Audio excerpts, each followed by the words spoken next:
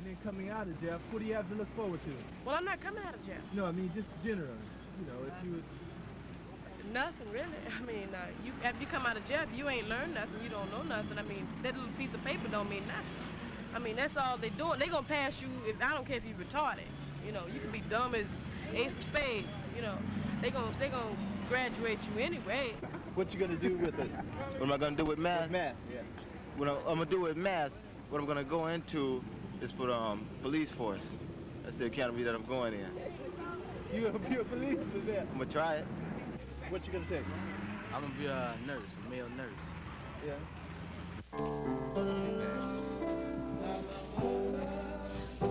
Not my father, but it's me, oh Lord. Standing in the need of prayer. Standing in the need of prayer. It's me. I used to watch television a lot, you know, and all I would see is a white man using guns in order to defeat the Indian. Everywhere I turn, you know, they use violence, you know, and wars to win over things, you know. And that's the only way I can see that things could be accomplished. John was telling me you went up to this church thing and they took y'all up in the mountains to Camp Spirit or whatever it was. Camp Enchantment, whatever it was. And you came back, man, and you was... It ain't Ted, man? No, Ray. I came back and I was what? You was all spiritual and talking about you tore up your chairman, you know, the little old red book you got by Mao Tse-tung? Yeah, you tore it up. You tore it up. That book was gone a long time ago, man. Mom got on my case about it. It's time for me to start now. First time I got suspended from school was March the 7th, 1969. We had a walkout on March the 6th. Some students got together. They protested against teachers that wasn't teaching and books that was made when I was born back in 1954 or so. They can't. We just discount these two guys. Oh, Lord, have mercy. Now what are we playing? Four-way? Well, if we play partners, you know they're going to have a damn chance. I went over to Adam, and the students on campus, some students knew me. And they thought I was going to do the same thing over at Adams that happened over at Carver. I was called in the office, later surrounded by security guards, and, you know, and sent home. And they tried to accuse me of burning the flag. In the wintertime. You was trying to get Big Six out of his hand. Just keep that up. It's coming. Leo gonna get it. No, Leo ain't gonna get it. Leo gonna mess up. What? Went over to Edison for one day. Got kicked out over there. I ended up staying out of school, you know, for the rest of that school year. And they let me in Jefferson High School, you know, after the summer. And told me I better not be involved in anything on that campus. You ain't got no army, you ain't got no Air Force. Only got 3 niggas in the world got an airplane. Shit, they ain't got no bombs to go along with you running out there. I bet you all white men gotta do is let all that food, let you niggas go down to the market, buy up all the food out of ShopRite and ABC. That's all you got in your community in Rouse. And then when all the food is gone, he stop his trucks from coming downtown, then you niggas be eating each other. You ain't gotta do nothing. I spray you with DDT. You better get hip, boy. Better get the buck, man. Get the buck, man. When you start controlling Dow Jones Industrials, and start getting some niggas in the World Bank, you understand? And get some niggas up there in Westinghouse, and every time the president want to raise the price of gold, he got to call 12 of us in and 6 of them, then we saying something. I have 2 brothers besides myself and a stepsister. One brother's 21 now. He's in the Marine Corps. The other's my twin brother. Say, man, I'm a future temptation, brother. Remember that. I'm your twin brother. Freddie, you know, he's interested in music. He has a singing group, you know. He's been with him for about 4 or 5 years now. Can turn the gray sky blue. I can build a castle from nothing or greater thing. I can make a ship sail high or dry land. But my life is incomplete and I'm so blue. Cause I can't get next to you. Can't get next to you, baby. Get next to you. I just can't get next to you. No matter what I do.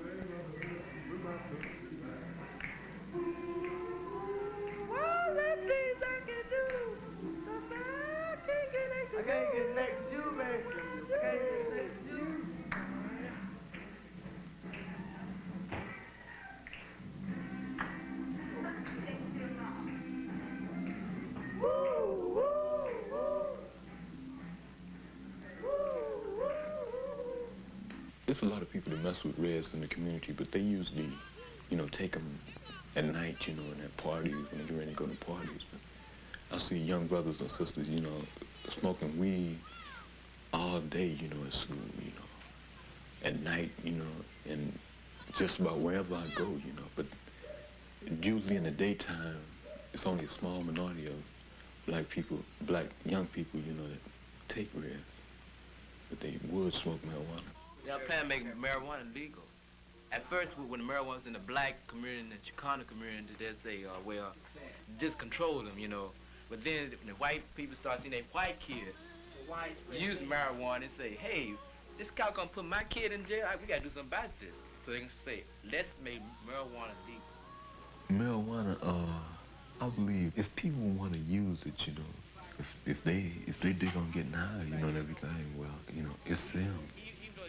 I guess I'm just this type of person, you know. I don't like to get in no kind of position where I can't, you know, think properly. When something take effect on me that I don't understand, it's a feeling, you know, I just can't stand it. I tried it, you know, 3 times. You know, I wasn't myself, and it seemed like I couldn't come back to myself right then. I guess I wasn't used to it, and I was kind of scared of it in a way. Whatever it is we feel that, you feel that not only that you're having problems with, but that you want to learn, come on and we'll research it, and we'll find out about it, and you take all of that back.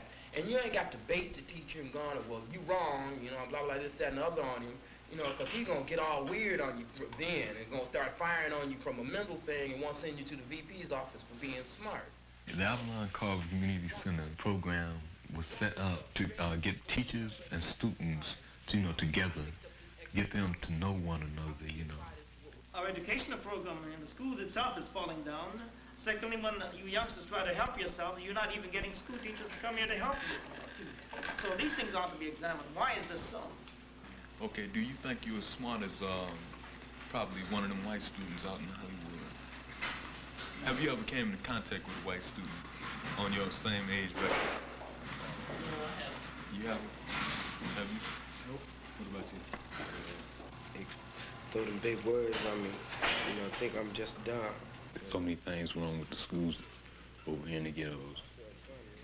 Black students at my school, they came up, you know, from elementary school and junior high school, and I'll say half of them, you know, don't know how to read. You know, they should have been taught those things in elementary and junior high school, and they wasn't, you know, and it's hard for them to go through high school, and they're not really learning anything. I first came in contact with some visitor workers up at Avalon Carver Community Center. They had just rented a building in the community, and they wanted to know what could they open the building for. We were discussing what we want this meeting, this school to be, you know, what we wanted, you know, to have in this building. We came up with some ideas, with things we can do in the community, you know, using this for a community center and you know, having some type of counseling program where if young people got, you know, harassed by the police or, you know, had trouble at school with administrators and other teachers, they could, you know, come here and talk to someone. I found myself going to meetings up at South Park, and they had other organizations up there, you know, Black Panther Party. And they was passing out some little red books, you know, quotes from Mao Zedong. So I picked up one of these books and started going through it. And I began to see that statement in there, and political power grows at the end of a gun barrel. It began to stick with me. I read in the paper today they made a brother admiral. One brother, they made him an admiral. You understand? They want everybody to get happy. They probably have it on KGFJ this week. You know, the guy started off as a post office clerk and worked his way up. After 74 years in the Navy, they made him an admiral. We are making progress. 74 years. That's what it is. Progress? So you a fool? How the hell is that progress, man? Wait a minute, what did you say? You just Fine. said you just said a few minutes ago that. Yeah, but it made me mad when you say talking about progress. No, man. you just said how you gonna make ago. How you gonna make progress, how can we man? change the society in our community and get power? We don't have guns and machines and all this type of stuff. So you're gonna infiltrate the police department? No, I didn't Right. say you jumping the subject. Right. I'm talking about the admiral. Okay, what's the admiral's job? What's the admiral's job? Yeah. I think this guy here, he's gonna command 3 ships up in Alaska. You see? And he's gonna make sure that the Russians don't steal all the tuna What?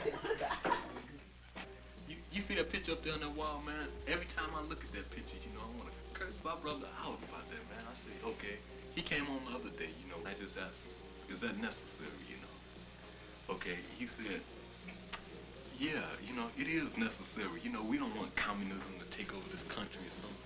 I say, hey, man, regardless, you know, you got all those people, you know, in that hole over there. I say, hey, man, don't you think we should, you know, stay in our country and try to do something in this country to straighten up everything instead of trying to go out and fight somebody else's war? And they ain't doing nothing but killing off a lot of innocent people, man.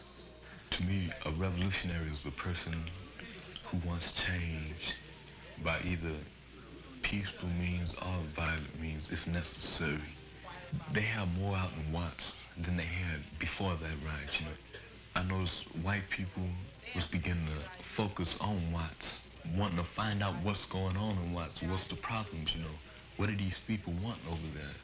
And they was beginning to do something because they were scared. They didn't want it to happen again.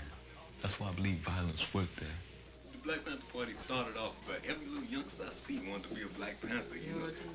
But it seems like now, you know, they fighting against each other. See, the pigs or the police department, or y'all not used to that language, so I use police department. No, see, they everybody somebody's some rookies or something. Man. We know what's going on. That's right, the Irvines, man, the pig, the fascists. Right on, man. The dog, whatever you want to call it. The police department, the pigs, man. And you know, they ripped off all the Black Panther leaders, man. So the ones that's there, you know, yeah, they good followers, and no, they not leaders, man. See, they stopped the free breakfast program. You just said they had all the leaders. Maybe that's all they need, another leader. Another leader ain't gonna do nothing but get ripped up again, send to prison, or get shot or something. We'll get more and more and more. Hey, man, how far can we go? You got to. It's got to start somewhere. Hey, man, look, been starting, that's the whole point. We've been starting all types of places, man. Starting and stopping. No, starting to be destroyed.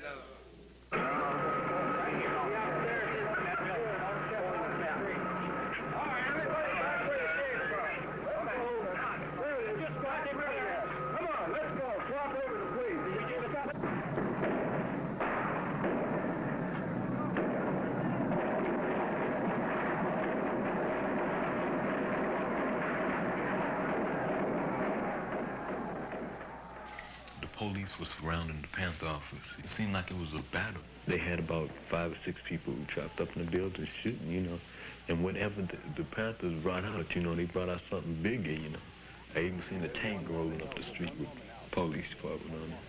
When I went down to the Panther office a couple of days later, you know, they helped clean out the building. And I went up there, I had to wear a gas mask because the fumes were so strong. I seen bullet holes all in the walls, you know. We had a group outside. I says about 200 or 300, you know.